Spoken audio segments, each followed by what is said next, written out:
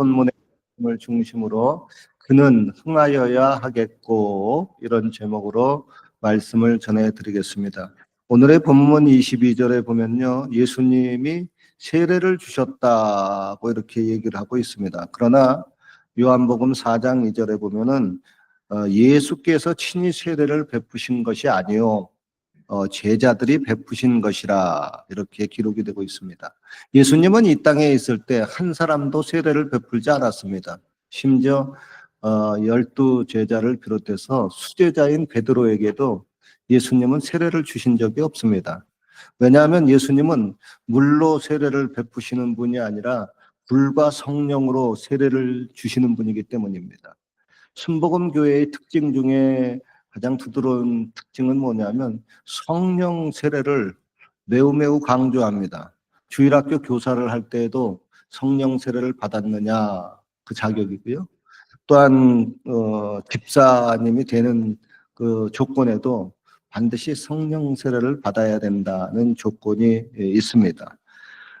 그리고 성령 세례를 받은 분들이 한결같이 말하는 것들이 있습니다. 다름 아닌 성령 세례를 받기 전과 자신이 성령을 받은 후에 그 신앙생활이 겉으로는 차이가 안 나는 것 같지만은 속으로는 진짜 완전히 180도 달라졌다 하는 그런 고백을 많이 합니다.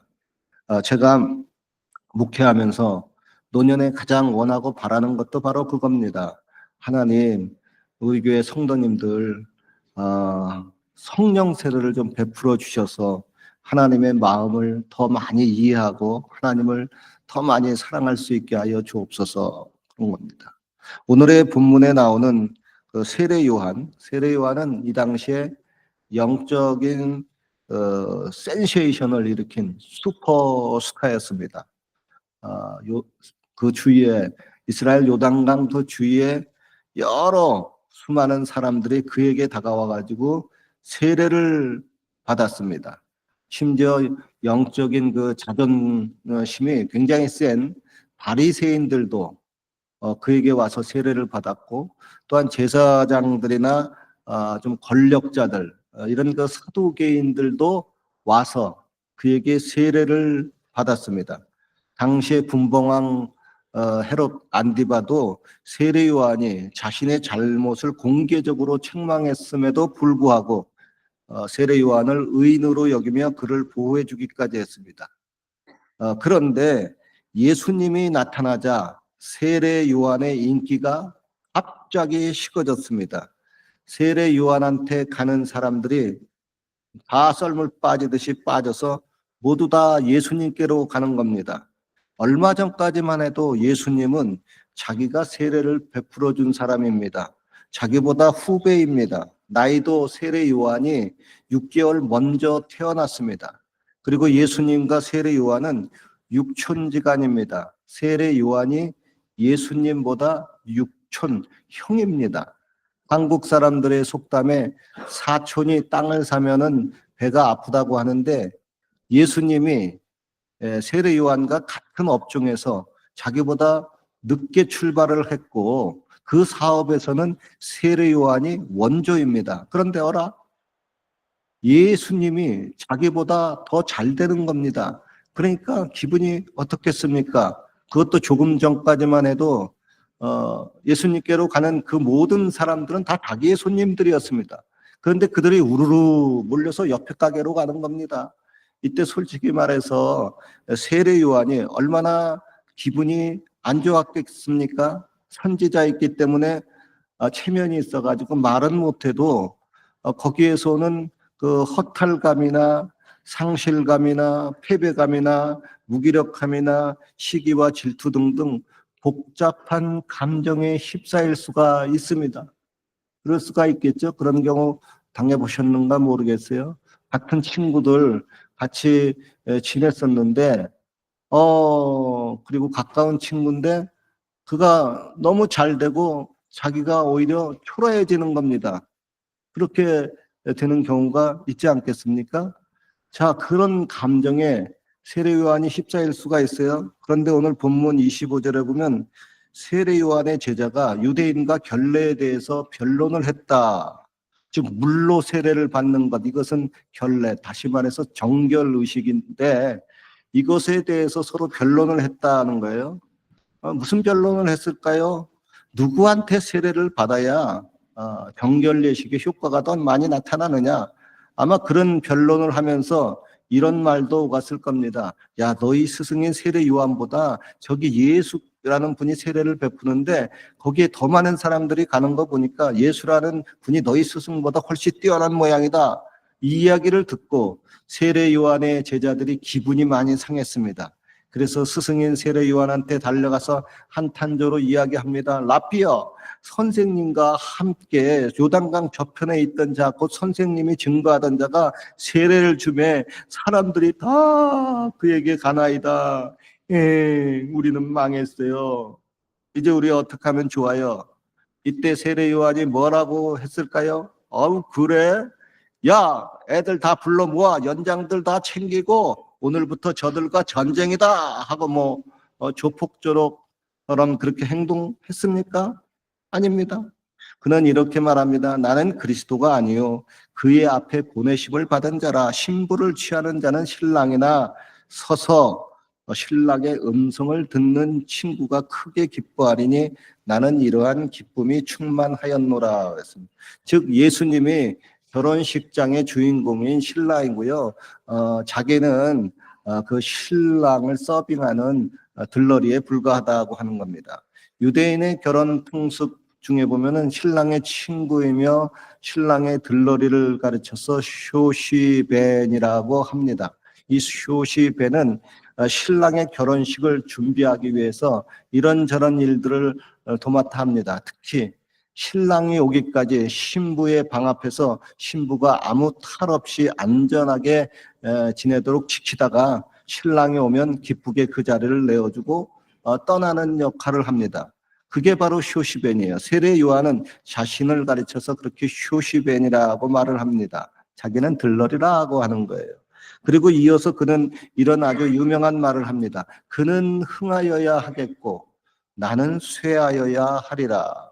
여러분, 이 말을 사람들이 굉장히 하기가 어려운 말입니다. 솔직히 말해서 보통 사람들은 이 말을 거꾸로 말합니다.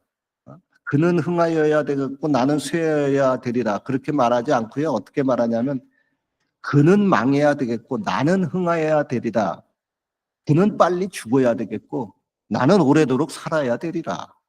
그는 가난해야 되겠고 나는 부자가 되어야 하리라. 그는 작아져야 되겠고 나는 커져야 하리라. 그는 낮아져야 되겠고 나는 높아져야 되리라. 그는 꼴등이 되어야 되겠고 나는 1등이 되어야 되리라. 그는 못나야 되겠고 나는 잘나야 되리라. 이렇게 보통 사람들이 생각하고 말을 합니다. 이런 그 시기와 이렇게 질투심은요, 특별히 멀리 떨어진 사람보다 나와 가까이 있는 사람일수록 그 감정이 더 예민하게 작동합니다. 그리고 여러분 잊지 마십시오. 이런 시기와 질투심은 누구나 다 있습니다. 그런데 이런 시기와 질투심이 좀 적은 사람이 있고 어떤 사람은 좀 많은 사람이 있고요. 또 어떤 사람은 이 시기와 질투심이 너무 많아가지고 옆에 있는 사람을 아주 피곤하게 하고 같은 그룹에 있는 사람들을 아주 힘들게 하는 경우가 있을 수가 있습니다. 어떤 경우에는 이 시기와 질투심이 이게 그 정신병 같은 이런 모습으로 올 때가 있어요. 자기도 주체가 안 되는 모습으로 시기의 질투가 나타나는 경우가 있습니다. 그리고 어떨 때는 이게 더 나아가가지고 이 귀신의 힘으로 시기와 질투가 나오는 경우가 있어요. 이럴 경우는 그 인간의 힘과 인간의 그 말과 노력으로 그 사람을 제어하지 못합니다. 못 말려요. 아니 귀신으로부터 나오는 그 시기와 질투의 힘을 인간이 어떻게 제어를 할 수가 있겠습니까? 만약에 그런 그 사람 주위에 경쟁 상대가 나타나서 그를 아주 신경 쓰이게 하고 그 사람의 인기나 명예를 조금이라도 뺏어가면은 그 경쟁 상대는 그 사람으로부터 모함과 참소와 이간을 당할 수가 있습니다. 예수님이 그랬습니다. 예수님이 군중들을 몰고 다니자 당시의 제사장들과 서기관들이 예수님을 시기하고 질투했습니다. 그래서 그 결과 예수님을 잡아서 빌라도 총독에게 넘겨주고 군중들을 선동해서 예수님을 반역죄로 몰고 가고 또 예수님을 죽여야 한다고 모함까지 했습니다. 즉 그들의 시기와 질투가 예수님을 죽인 겁니다. 만약에 세례 요한이 예수님을 시기하고 질투했다면은 예수님과 세례 요한은 원수가 되었을 겁니다. 뿐만 아니라 세례 요한의 제자들과 예수님의 제자들이 서로 패싸움을 해가지고 난리가 났을 겁니다. 그럼 아마 세상 사람들이 저것들 하나님 믿는다고 하면서 맨날 싸움박질 한다고 욕을 얻어먹었을 겁니다. 그러나 세례 요한은 예수님을 시기 질투하지 않았습니다. 도리어 예수님은 흥하여야 하고 나는 망하여야 한다고 고백을 했습니다. 여러분 인격이 어느 정도 갖춘 사람들의 고백은 이렇습니다. 너도 흥해야 하고 나도 흥해야 한다. 우리 서로 윈윈 하자. 그러나 이렇게 세례 요한처럼 너는 기필코 흥하고 나는 반드시 망해야 된다. 이렇게 고백하는 것은 진짜 너무나도 특별한 고백입니다. 그러기에 예수님은 세례 요한을 가르쳐서 여자가 낳은 자 중에 세례 요한보다 큰 이가 없도다 하고 칭찬을 하셨습니다. 그런데 예수님으로부터 이런 그 칭찬을 오늘날 저와 여러분들도 똑같이 들을 수가 있습니다. 그 비결이 뭔가요? 세례 요한처럼 똑같이 말하고 그렇게 똑같이 행동하면 됩니다. 같이 한번 따라해 봅시다. 예수님은 흥하여야 하겠고 나는 망하여야 하리라. 어때요? 진짜 고백한 대로 그렇게 되기를 원하십니까? 혹시 속으로는 내가 예수님을 왜 믿는데 예수님 믿고 내가 잘 되려고 흥하려고 믿는 거지 내가 망하려고 믿는 것은 솔직히 아니잖아. 이렇게 생각할는지 모릅니다. 이 생각 충분히 이해가 됩니다. 그렇게 생각할 수 있습니다. 그런데 만약에 이런 경우는 어떻게 하겠습니까? 내가 죽어야 예수님이 살고 내가 망해야 예수님이 흥하고 내가 작아져야 예수님이 커지고 내가 낮아져야 예수님이 높아지신다면 그때는 어떻게 하겠어요? 물론 교회에 나온 지 얼마 되지 않으신 분들은 예수님을 위해서 내가 망하고 예수님을 위해서 내가 고생하고 예수님을 위해서 내가 죽을 수는 없다. 그렇게 대답할 겁니다. 이 생각도 충분히 이해가 됩니다. 그러나 어느 정도 진리를 알고 신앙생활을 하시는 분들은 이 질문에 대해서 당연히 예수님이 높아져야 하고 나는 낮아져야 하지요. 이렇게 대답을 할 겁니다. 그런데 그렇게 높아져야 할 예수님이 지금 어디에 있습니까? 저 높고 높은 하나님 보좌 우편에 이미 앉아 계십니다. 그리고 나는 지금 어디에 있습니까? 낮고 천한 이 땅에서 꿈틀꿈틀거리며 하루하루 살아가고 있습니다. 나와 예수님을 굳이 비교하면은 나는 낮고 천하고 예수님은 한없이 높고 귀한 위치에 있습니다. 그리고 예수님은 부활과 승천으로 말미암아 이미 충분히 흥하셨고 나는 앞으로 병들어 죽을 운명이니 예수님에 비하면 아주 망한 처지입니다. 그러니까 저와 여러분들이 예수님은 흥하여야 하겠고 나는 쇠하여야 하리라고 100번을 말하고 1000번을 말해도 현실적으로 실제적으로 저와 여러분들에게 손해나는 것이 조금 더 발생하지 않습니다. 도리어 그렇게 말하면 사람들이 너 믿음 되게 좋구나 하고 칭찬을 들을 수가 있습니다. 그러나 여러분 무대를 바꾸어서 내가 2000년 전 이스라엘 땅에 예수님과 같이 있었다고 생각을 해보십시오. 그리고 내가 세례 요한이라고 생각을 해보십시오. 내가 진짜 망해야 예수님이 흥하는 겁니다. 내가 진짜 죽어야 예수님이 사시는 겁니다. 이때는 반드시 둘 중에 하나를 택해야 합니다. 세례 요한은 자신의 고백대로 그 후에 그렇게 교역이 찌그러졌습니다. 쇠하고 망했습니다. 그리고 마침내 어이없게도 목이 잘려서 비참하게 죽었습니다. 오늘의 본문에 나오는 이 사건은 2000년 전이라고 하는 이 시간 차이만 있을 뿐이지 저와 여러분들도 오늘날 똑같이 직면하는 상황이 될 수가 있습니다. 예수님은 이 땅에서 자신의 분신이요 자신의 몸인 교회를 남겨놓았습니다. 즉 교회가 예수님입니다. 예수님을 믿는 저와 여러분 한 사람 한 사람이 작은 예수님입니다. 사도 바울이 한때 교회와 예수님을 믿는 사람들을 핍박하자 예수님이 그에게 다메섹 도상에서 나타났습니다. 그리고 말씀합니다. 사울아 사울아 내가 어찌하여 나를 핍박하느냐. 즉 교회를 핍박하고 예수님 믿는 사람을 핍박하는 것이 바로 예수님을 핍박하고 예수님을 못 살게 구는 행위입니다. 반면에 예수님을 몸된 교회를 세우고 또 성도들을 세워주면 그것이 바로 예수님을 세워주는 겁니다. 예수님을 흥하게 하는 겁니다. 예수님이 말씀하셨습니다. 너희를 영접하는 자는 나를 영접하는 것이고 너희를 박대하는 자는 나를 박대하는 것이라. 또한 믿는 자 중에 작은 소자에게 냉수 한 컵을 대접하면 그 행동을 예수님이 나를 대접한 것으로 여기고 반드시 그 행동을 상급으로 갚아주겠다고 약속을 하셨습니다. 그런데 여러분, 오늘날 교회를 누가 파괴하고 교인들을 누가 괴롭힙니까?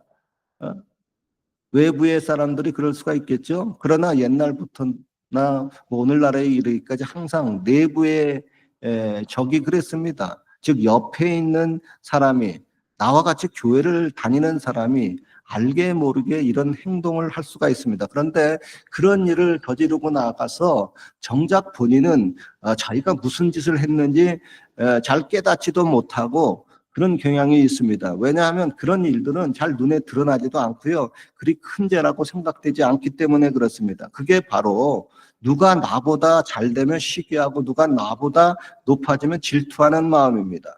그 옛날 고린도 교인들이 그랬습니다. 고린도 교인들은요, 아주 구변이 뛰어났어요. 말들 참 잘했어요. 예수쟁이 말 잘한다 그러잖아요. 말 잘했어요.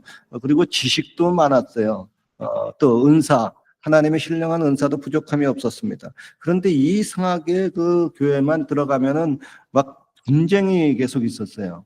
같은 교인들끼리 바울파, 베드로파, 아볼로파, 그리스도파 네 패로 나눠져 가지고 서로 잘났다고 서로가 높아지려고 하다 보니까 서로 감정이 안 좋아지고 교회 분위기가 안 좋아졌어요.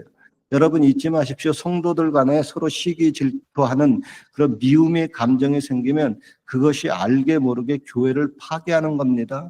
예수님을 못 살게 구는 겁니다. 그리고 저와 여러분들이 진정으로 예수님을 아끼고 사랑한다면은 시기와 질투는 금물입니다. 그로 인한 마음의 감정이 생기면은 안 됩니다. 그래야 교회도 살고 예수님도 삽니다. 혹 믿는 분들 중에 아직 진리가 좀 덜 들어가서 에이 뭐 교회는 망하도 나하고는 아무런 상관이 없다. 아니 뭐 교회가 뭐 여기밖에 없느냐. 일단 내가 높아지고 내가 흥하는 것이 우선이다라고 생각하는 분들이 있는데 그런 분들은 결국은 예수님은 망해야 하겠고 나는 흥해야 되리라 하는 반대로 생각하는 겁니다. 아닙니다. 그건 신앙생활 거꾸로 하는 겁니다. 물론 말세는 사람들이 자기만을 사랑하는 이런 극한 이기주의가 생긴다고 합니다만은 그러나 하나님을 잘 믿는 우리들은 그래서는 안 됩니다. 적어도 나를 위해서 생명을 버리신 예수님만큼은 반드시 흥해야 됩니다. 그분의 몸이 교회가 반드시 흥해야 됩니다. 그러기 위해서 내 옆에 있는 한 분 한 분이 잘 돼야 됩니다. 때로는 그가 나보다 훨씬 잘 돼야 됩니다. 때로는 나를 희생시켜서라도 믿음이 약한 그분을 챙겨줘야 됩니다. 그분을 세워줘야 됩니다. 때로는 그가 흥하고 내가 조용히 찌그러져야 됩니다. 여러분, 우리가 예수님의 몸인 교회를 세우기 위해서 노력하면은 결국 그분에게 붙어있는 가지인 저와 여러분 한 사람 한 사람이 다 함께 잘 되고 다 함께 흥하게 되는 겁니다. 결론입니다. 세례 요한의 고백은 오늘날 저와 여러분의 고백이 되어야 합니다. 예수님이 흥하고 나는 쇠해도 괜찮다는 바른 신앙을 가져야 됩니다. 그래야 우리도 예수님처럼 영광을 누리며 예수님과 같이 보좌에 앉아서 세상을 다스릴 겁니다. 아무쪼록 주님의 몸인 교회를 세우기 위해서 다 같이 눈물로도 기도도 하고 서로 사랑하며 희생의 자리에도 서시기를 주님의 이름으로 축원합니다. 기도드리겠습니다. 하나님 아버지, 우리들을 위해서 예수님의 그 영광의 보좌 버리시고 낮고 천한 이 땅에 오셨습니다. 나를 위해서 고난당하시고 마침내 십자가에 죽으셨습니다. 이 땅에 당신의 몸인 교회를 세워나왔사오니 교회를 통하여서 주시는 하나님의 축복도 넉넉히 얻게 하시고 또 주님의 교회를 세우는 보람도 행복도 느끼게 하시고 또 교회를 위해서 충성하는 당신의 백성들에게 주시는 이런저런 축복과 상급도 받게 하여 주옵소서. 예수님 이름으로 기도합니다. 아멘. 우리 찬송 부르